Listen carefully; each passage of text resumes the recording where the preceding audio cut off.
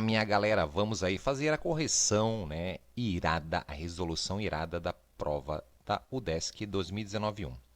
A questão 40. Eventos e processos astronômicos, geológicos e climáticos são responsáveis pela diferenciação na distribuição histórica e geográfica das espécies no planeta.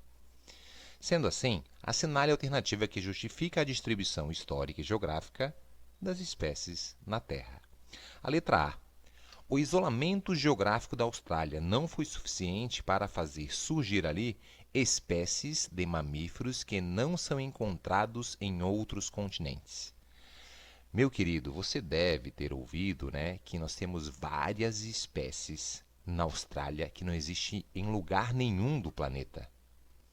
Dentre essas espécies, o famoso diabo da Tasmânia, o dingo, dentre outras, né, inúmeras espécies que só tem lá. Então, errado. As glaciações ocorridas no final do período Cenozoico foram as responsáveis pela extinção dos dinossauros. Jesus. Primeiro, os dinossauros foram, né, extintos na era Mesozoica e não na Cenozoica. Aqui você já mata, né? Eles surgiram e foram extintos na mesma era, que é a Mesozoica.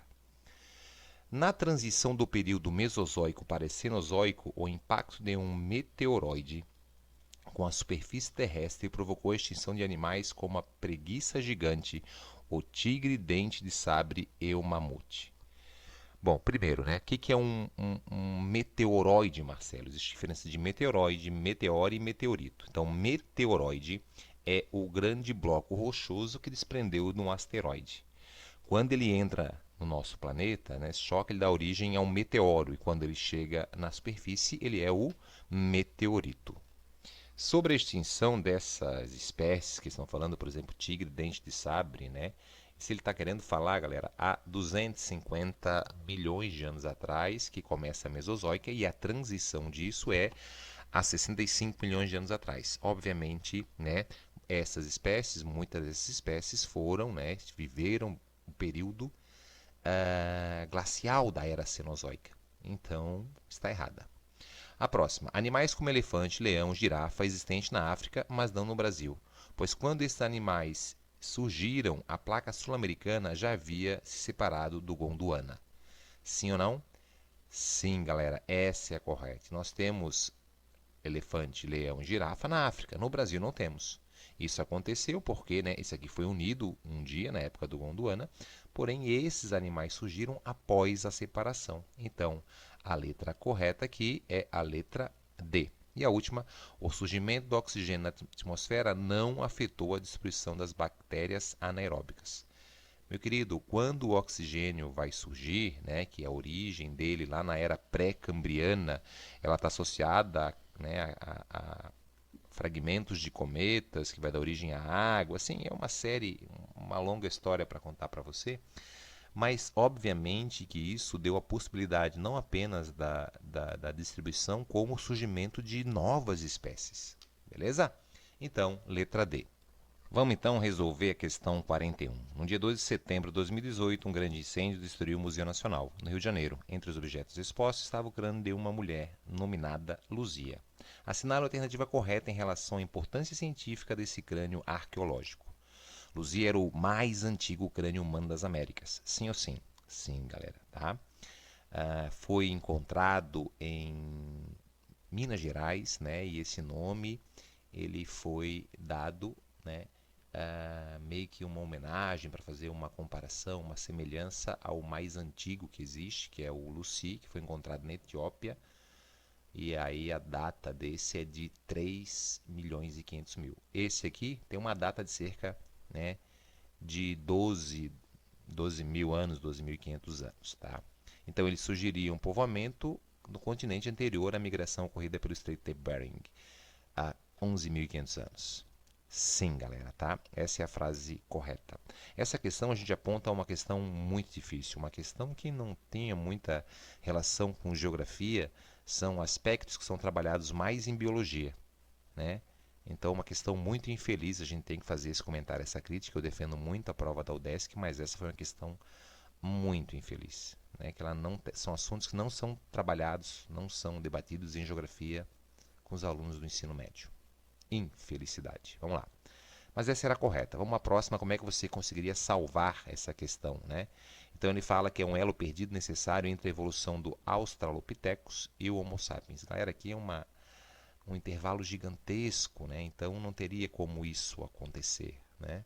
Então o Australopithecus, 3 milhões de anos dos primatas, e o Homo sapiens, isso bem mais recente, então errado. Luzia atestava que o Homo sapiens não era apenas na África, mas sim em todos os continentes ao mesmo tempo. Não, né, galera? Em nenhum momento tem essa referência sobre essa questão do homem sapiens não surgir no continente africano. Luzia era um Homo habilis, sugerindo uma migração dessa espécie da África diretamente da América do Sul. Não, a história da migração reconhecida é essa que a gente falou, da África, migrando, subindo e indo, né, para a Ásia, da Ásia para a América e da América chegando aqui na parte sul. Luzia adotava uma dieta estritamente vegetariana, pois sua espécie ainda não detinha as habilidades da caça. Não tem nenhuma comprovação, não tem nenhum fato que comprove isso, né?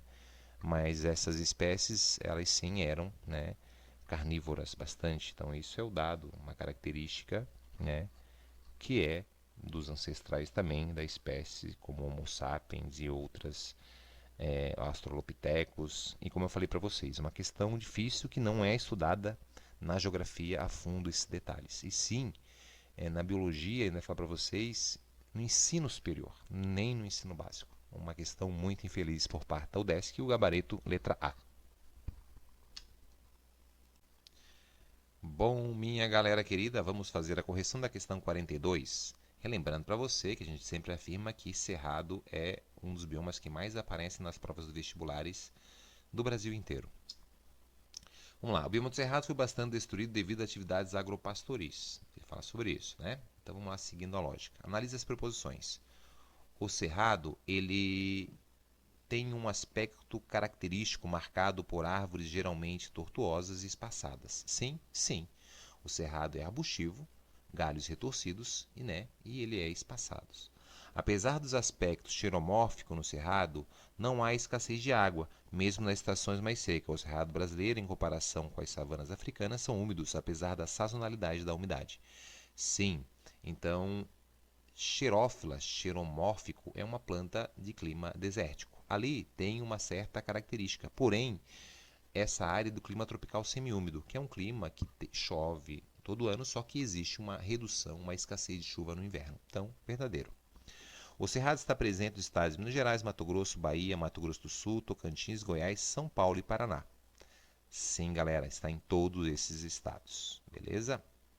Até os anos 70, acreditava-se que o solo do cerrado era improdutivo, mas novas tecnologias, novos tratamentos, o solo fizeram dessa região uma das mais produtivas do Brasil.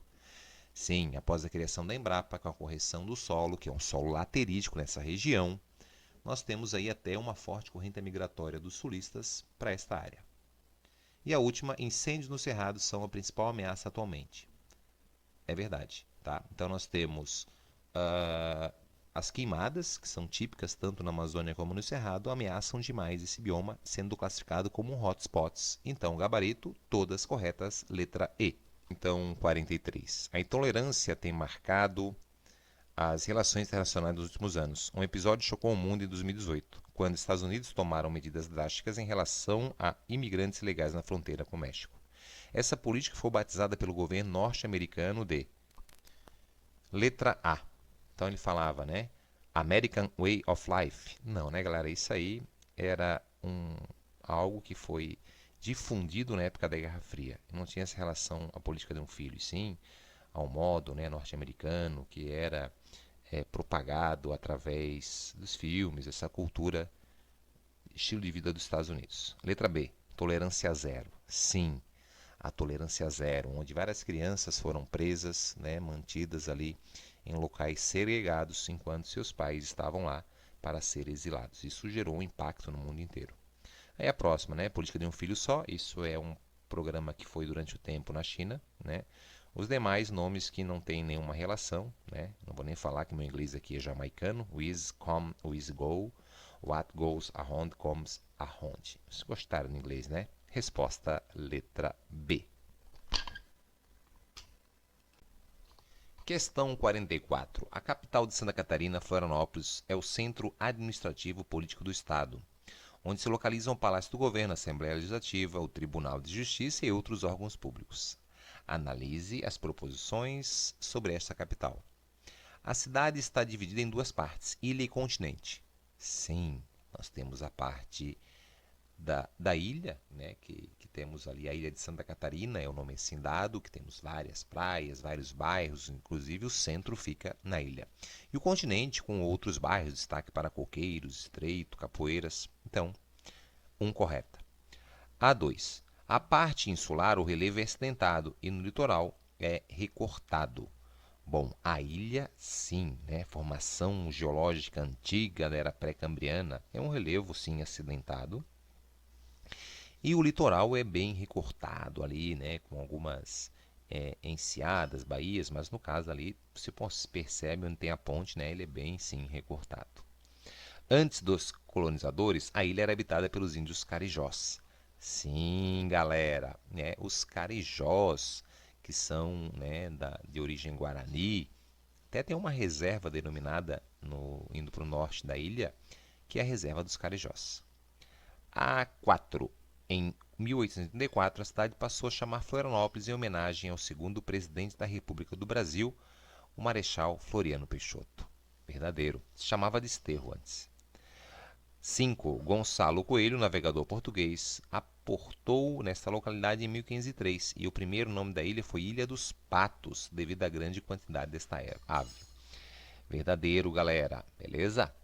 A próxima, 1526, foi batizada a ilha de Santa Catarina, em provável homenagem à esposa de Sebastião Caboto, outro navegador que por aqui passou. Verdadeiro. Então, uma questão tranquila para quem é de Florianópolis, né? E a resposta correta é a letra E.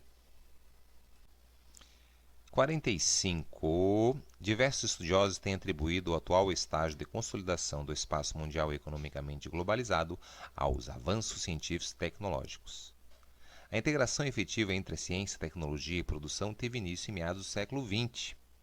Em um curto intervalo de tempo, grande parte das descobertas científicas foi transformada em inovações tecnológicas. Essa fase produtiva refere-se a qual época? A globalização? Bom, galera, a globalização tem várias fases, né? Então, desde a época da navegação. Então, não é isso. A segunda revolução industrial? Bom, a segunda revolução industrial teria que estar relacionada ao automóvel, motor a combustão, né? Que é a revolução do petróleo. O Taylorismo é um meio de produção que tem a divisão do trabalho. Também não é. A primeira revolução industrial?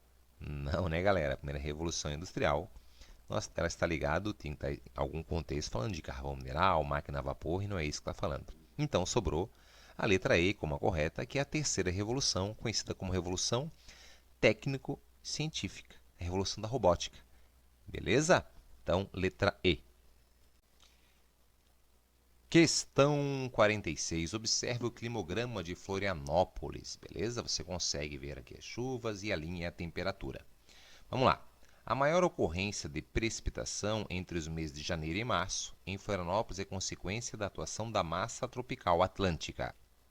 Sim, galera, nós temos 3 massas de ar que atuam em Santa Catarina e a massa que mais atua é a tropical atlântica. E isso aqui, esse mês maior de chuva, está associado a essa massa quente que traz a umidade, né, aumentando o calor e as chuvas convectivas também. Beleza? Verdadeiro. A2. A massa polar atlântica é responsável pela queda da temperatura no inverno. Olha a temperatura, opa, caiu aqui de 20 graus. Então, sim, é a massa polar que atua no inverno, provocando essa queda da temperatura. A3. A precipitação mais elevada entre janeiro e março decorre da atuação da massa tropical continental, mais úmida que a massa tropical atlântica. Não, galera, a massa tropical continental se forma numa área desértica denominada Baixa do Chaco e ela traz mais seca. Ela é um dos fatores para aquela anomalia denominada veranico, né, um dia de verão fora do verão.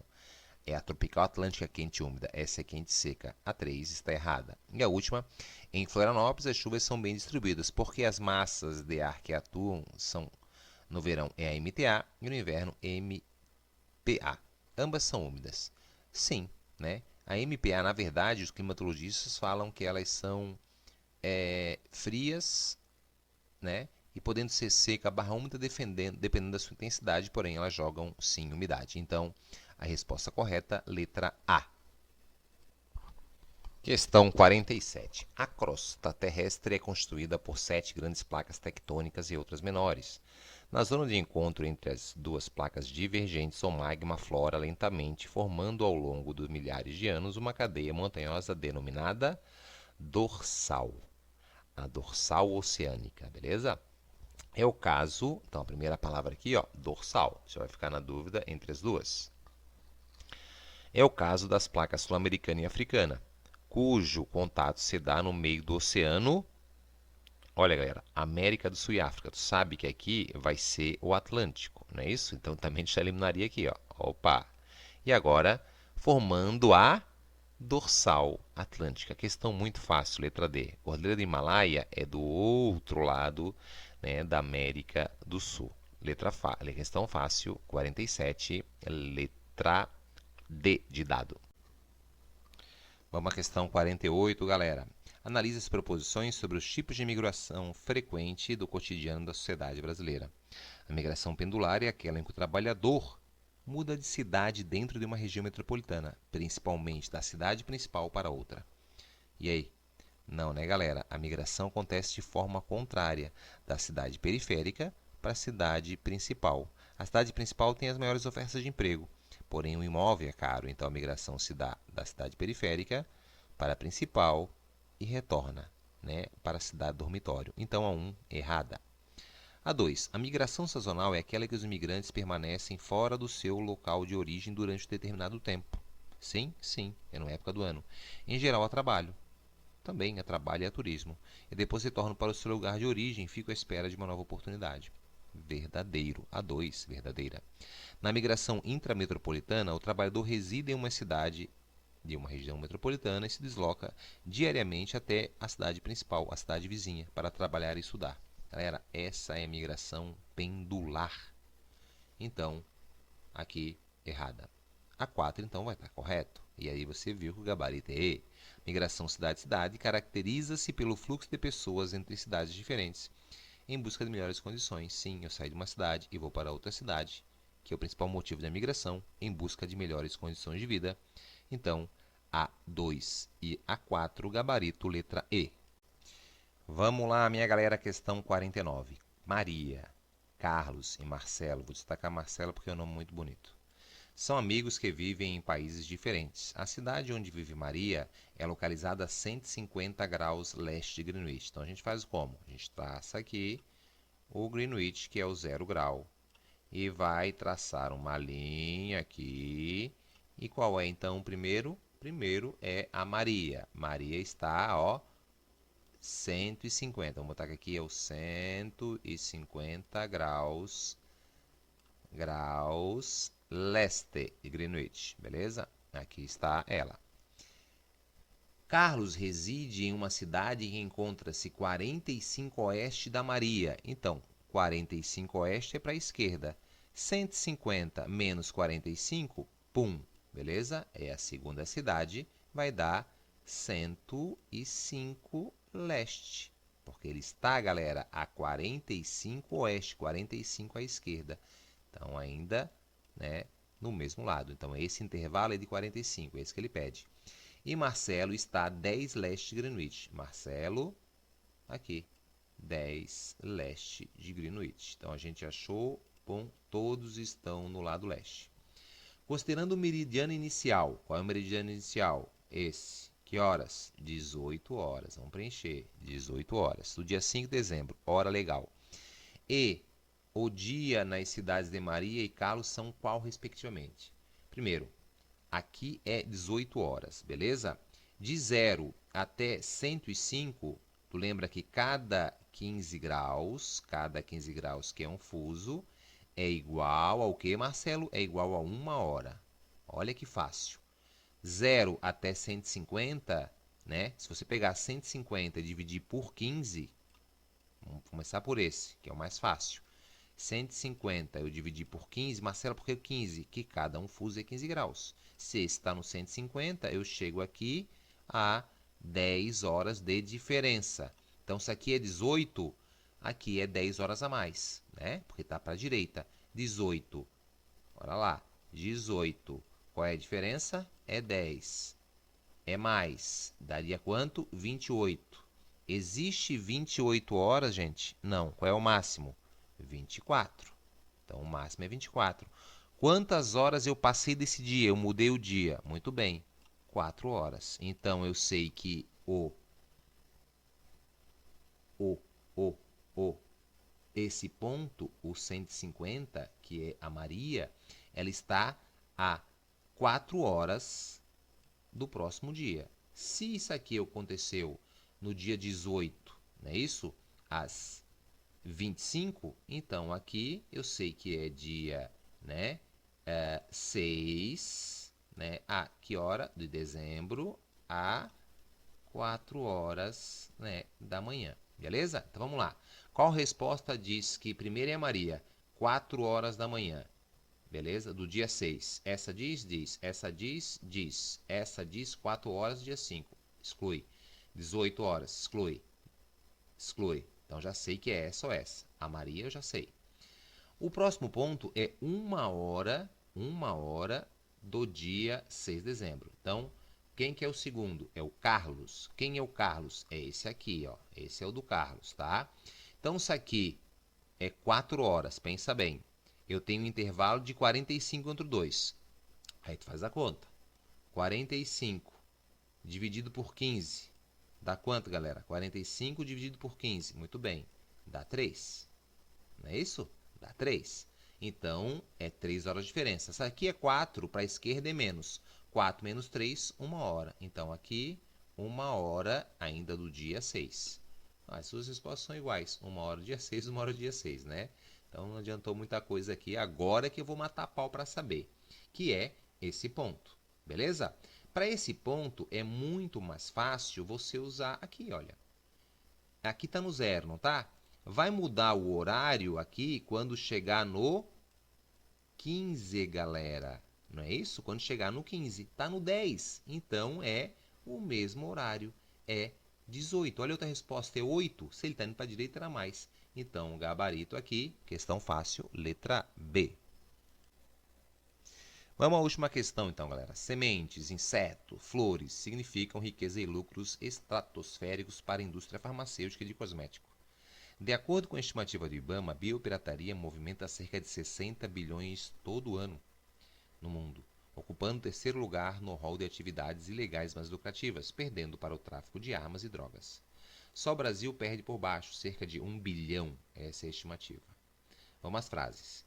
Sobre a biopirataria no Brasil. Consiste na prática de produtos biológicos e de conhecimento tradicionais, sua proteção por meio de leis e de propriedade intelectual, com a finalidade de lucro sem reconhecimento, né, dos distribuidores informais.